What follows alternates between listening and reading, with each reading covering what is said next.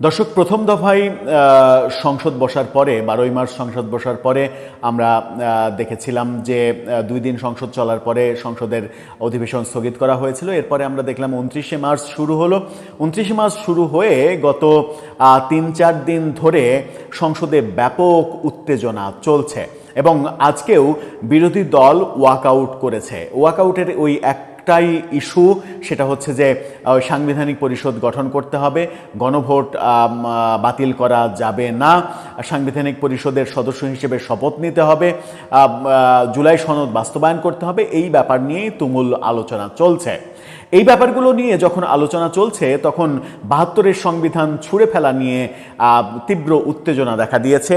আমরা দেখেছি আন্দালিব রহমান পার্থ এবং হাসনাত আবদুল্লাহরা বিতর্কে জড়িত হয়েছেন এবং সেখানে দাবি করা হয়েছে যে 72-এর সংবিধান বেগম খালেদা জিয়াও ছুঁড়ে ফেলতে চেয়েছিলেন। আমরা একটু জানবো 72-এর সংবিধান বেগম খালেদা জিয়া সত্যিই ছুঁড়ে ফেলতে চেয়েছিলেন কিনা, পাশাপাশি এই যে 72-এর সংবিধান ছুঁড়ে ফেলা, জুলাই আন্দোলন বাস্তবায়ন করা, জুলাই আন্দোলন আসলে কি জন্য হয়েছিল, 72-এর সংবিধান জেনজিরা কেন চায় না, জুলাই আন্দোলন কি সত্যি সত্যি মুক্তিযুদ্ধের বিরুদ্ধে করা হয়েছিল কিনা, কোন ক্ষমতা বলে কে কি করছে, এগুলো নিয়ে বেশ কিছু প্রচারণা তৈরি হয়েছে। সেই প্রচারণাগুলো নিয়ে আলোচনা করে বোঝার চেষ্টা করব প্রকৃত সত্যটা আসলে কি। থাকবেন পলিটিক্স টিভির নিয়মিত আয়োজনে। বলছিলাম সংসদের তুমুল উত্তেজনার কথা। তার আগে একটি মানবিক ব্যাপার বলতে চাই। ফুড ফর অল, সবার জন্য খাদ্য, এই স্লোগান নিয়ে 5 জন তরুণ সাধারণ অসহায় ক্ষুধার্ত মানুষের পাশে রান্না করা খাবার নিয়ে দাঁড়াতে চাইছে। তাদের উদ্যোগের পাশে আমরা দাঁড়িয়েছি। ডেসক্রিপশন বক্সে তাদের চ্যানেলের লিঙ্ক দেওয়া আছে, ফুড ফর অল। অন্তত পক্ষে তাদের চ্যানেলটি সাবস্ক্রাইব করে এই মানবিক কাজে অনুপ্রেরণা দেবেন, যেন এই মানবিক বার্তাটা 18 কোটি মানুষের গণ্ডি পেরিয়ে সারা বিশ্বব্যাপী ছড়িয়ে পড়তে পারে। আলোচনায় ফিরে যাচ্ছি। মূল আলোচনা যেটা করছিলাম সেটা হচ্ছে যে 72-এর সংবিধান ছুঁড়ে ফেলা, জুলাই বিপ্লবটা আদতে কি জন্য হয়েছিল, বর্তমানে সংসদে যে উত্তেজনা চলছে সেই উত্তেজনাগুলোর প্রেক্ষাপটগুলো কি, সেগুলো নিয়ে একটু আলোচনা করব। প্রথমে আসা যাক 72-এর সংবিধান ছুঁড়ে ফেলার কথা। 72-এর সংবিধান ছুঁড়ে ফেলতে চাইছেন এখনকার জেনজি প্রজন্মের প্রতিনিধি যারা সংসদে গিয়েছেন এবং জামাত, মূলত বিরোধী দল, তারা 72-এর সংবিধান ছুঁড়ে ফেলতে চান। এটা নিয়ে আন্দালিব রহমান পার্থ বলেছিলেন যে 72-এর সংবিধান ছুঁড়ে ফেলতে চান কি এই কারণে যে 71-এর পরাজয়ের গ্লানি আপনাদের মনে পড়ে যায়। সেই কথা বলতে গিয়েই হাসনাত আবদুল্লাহ পাল্টা উত্তরে বলেছিলেন যে 72-এর সংবিধানের ইস্যুতে আন্দালিব রহমান পার্থ আমাদেরকে স্বাধীনতা বিরোধী রাজাকার বলে আখ্যা দিলেন পরোক্ষভাবে। যে সংবিধান বেগম খালেদা জিয়া, তাদের নেত্রী বেগম খালেদা জিয়াও ছুঁড়ে ফেলতে চেয়েছিলেন। সত্যি কি তাই, নাকি মিথ্যা কথা বলেছেন হাসনাত আবদুল্লাহ সংসদে? চলুন বেগম খালেদা জিয়ার সেই বক্তব্যে একটু ফিরে যায়। বেগম খালেদা জিয়া বক্তব্যটা, তার যে বক্তব্য নিয়ে এখন কথা হচ্ছে, সেই বক্তব্যটা তিনি দিয়েছিলেন 2011 সালের 13ই জুলাই। কি বক্তব্য ছিল? সেই বক্তব্যেও প্রকাশিত হয়েছিল বিডি নিউজ 24-এ। বিডি নিউজ 24-এ কি শিরোনাম হয়েছিল? সেখানে বলা হয়েছিল, শিরোনামটা দেখে নিন, 13ই জুলাই 2011। সেখানে বলা হয়েছিল সংশোধনী ছুঁড়ে ফেলা হবে খালেদা। এই বক্তব্য তিনি তার নিউজের ভেতরের একটা স্ক্রিনশট আপনারা দেখে নিন।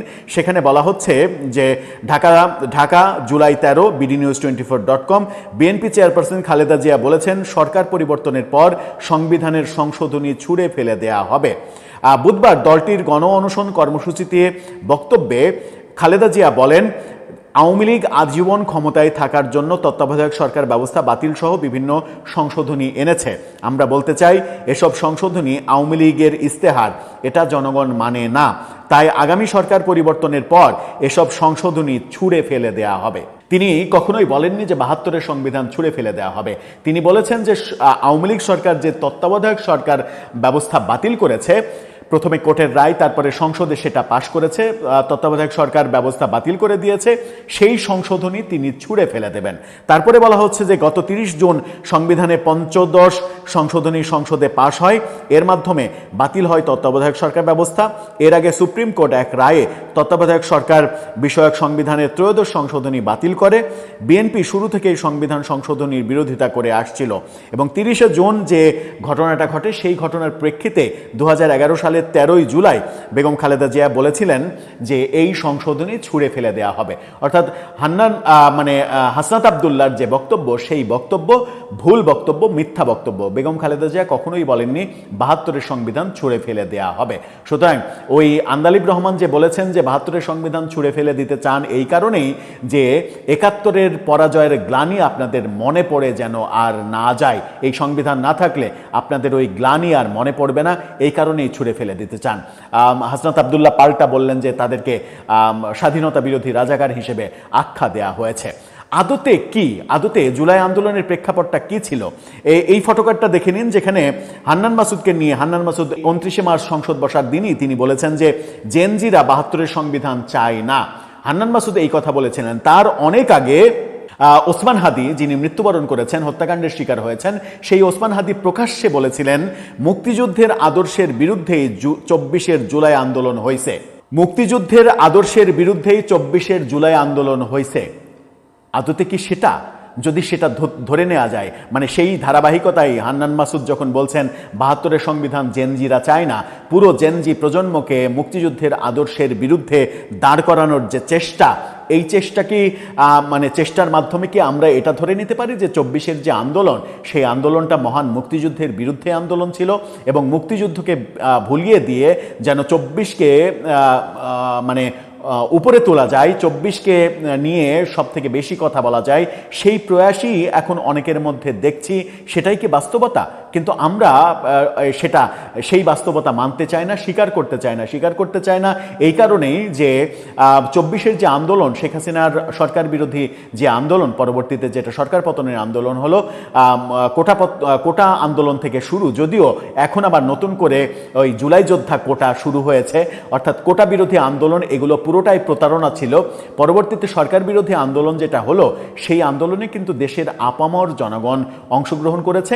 সেই আপামর জনগণ, দেশের বেশিরভাগ জনগণ এখনো, আমি ব্যক্তিগতভাবে বিশ্বাস করি, দেশের অন্তত 80-90% মানুষ এখনো মুক্তিযুদ্ধের আদর্শকে লালন করে, বিশ্বাস করে, ধারণ করে। তারা কখনোই 24-এর আন্দোলনটাকে মুক্তিযুদ্ধের আদর্শের বিরুদ্ধে আন্দোলন, ওসমান হাদি যেটা বলেছিলেন, সেটা তারা মেনে নেবে না। আবার আরেকটা বক্তব্য এসেছে, সেটা হচ্ছে যে সংসদে হাসনাত আবদুল্লাহ বলেছেন, এই ফটোকার্ডটা দেখে নিন। হাসনাত আবদুল্লাহ বলেছেন যে, প্রশ্ন করেছেন কোন ক্ষমতা বলয়ে বিএনপির বর্তমান আইনমন্ত্রী আসাদুজ্জামান অ্যাটর্নি জেনারেলের দায়িত্ব পালন করেছিলেন। অর্থাৎ তর্ক বিতর্কের এক পর্যায়ে তিনি বলেছিলেন যে অ্যাটর্নি জেনারেল কোন ক্ষমতার বলয়ে হয়েছিলেন। তৎকালীন অ্যাটর্নি জেনারেল, বর্তমান আইনমন্ত্রী আসাদুজ্জামান, তিনি বলছেন যেই ক্ষমতার বলয়ে এনসিপির বর্তমান চেয়ারম্যান নাহিদ ইসলাম শপথ নিয়ে উপদেষ্টার দায়িত্ব পালন করেছিলেন, সেই একই ক্ষমতা বলয়ে আমিও অ্যাটর্নি জেনারেলের দায়িত্ব পালন করেছি। অর্থাৎ এই কথার যুদ্ধ সংসদে জমে উঠেছে। আজকে আমরা দেখলাম যে বিরোধী দল ওয়াকআউট করেছে এবং সরকারি দল থেকে স্পষ্টভাবে বলে দেয়া হয়েছে যে সংবিধান জুলাই সনদ বাস্তবায়ন আদেশ এবং বাস্তবায়ন আদেশের একটা জায়গায় যে সাংবিধানিক পরিষদ গঠন, 180 দিনের যে রেস্ট্রিকশন, এই ব্যাপারগুলো সংবিধানের উপরে কর্তৃত্ব স্থাপনের মতো। এটা এক ধরনের প্রতারণা, যেটা আইনমন্ত্রীও বলেছেন এটা প্রতারণা। স্বরাষ্ট্রমন্ত্রী সালাউদ্দিন আহমেদ তিনিও বলেছেন অন্তর্বর্তী সরকারের একটা প্রতারণা। অর্থাৎ অন্তর্বর্তী সরকার যে জাতির সঙ্গে একটা প্রতারণা করেছে এবং সেই প্রতারণাটা যে মহান 71-এর চেতনাকে রিসেট বাটনে মুছে দেয়া এবং 72-এর সংবিধানকে অবমাননা করা, ছুঁড়ে ফেলে দেয়া, সেই ব্যাপারগুলো বিএনপি শক্ত হাতে মোকাবেলা করছে। বেগম খালেদা জিয়ার নামে যা বলা হচ্ছে 72-এর সংবিধান তিনি ছুঁড়ে ফেলতে চেয়েছিলেন, সেটাও মিথ্যা প্রোপাগান্ডা, যেটা 2011 সালের 13ই জুলাই বিডি নিউজ 24-এর রিপোর্ট অনুযায়ী আপনাদেরকে বলে দিলাম। দর্শক, আপনার মতামত এ ব্যাপারে জানিয়ে লিখতে পারেন আমাদের কমেন্ট বক্সে।